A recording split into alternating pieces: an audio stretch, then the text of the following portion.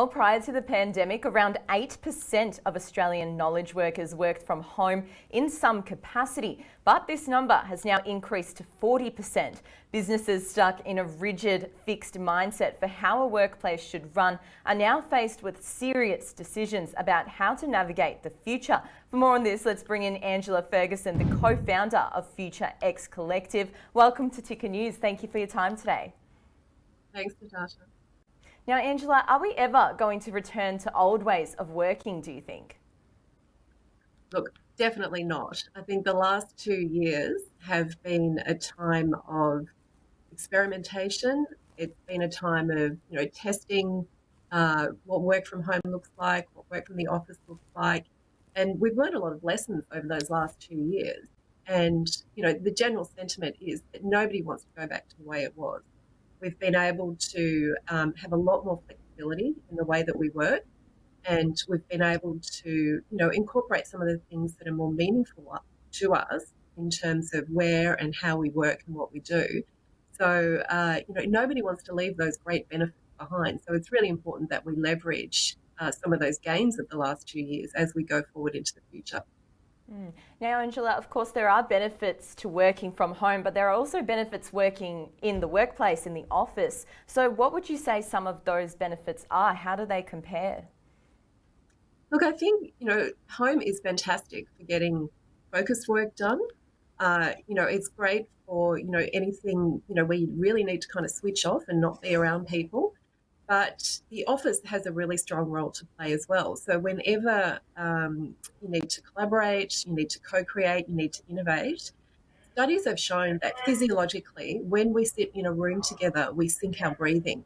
And when we sync our breathing, naturally, the conversation flows, which allows innovation to happen. So some of those really sort of, creative things that we need to do together as teams and as businesses and as collaborators, they can be best done in the office face-to-face rather than on the screen.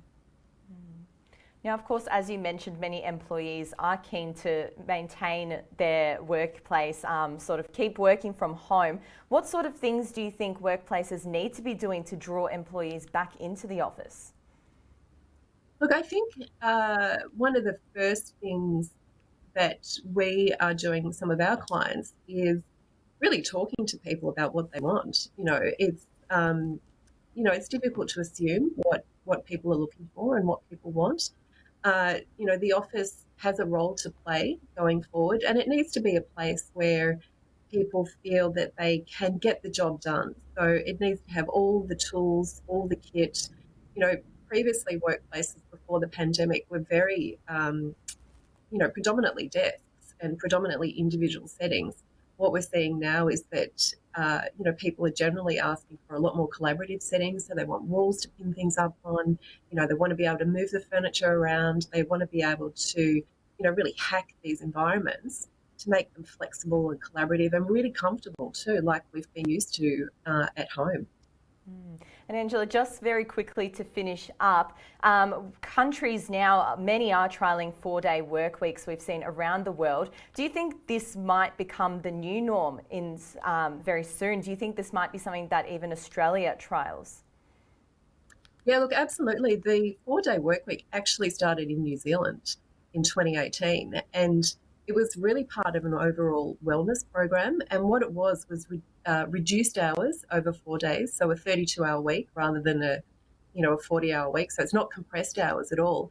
And what studies showed was that people were, more productive, they were more engaged, they were more efficient, and they had time to do things like get the right amount of sleep and spend time with their families and do all of that life admin stuff as well. So, it's a radical concept. Makes me a little bit anxious too, but I think it's one definitely worth exploring. It'd be nice to see us trial it here. Angela, thank you very much for your time today. Great to hear from you. Thank you very much.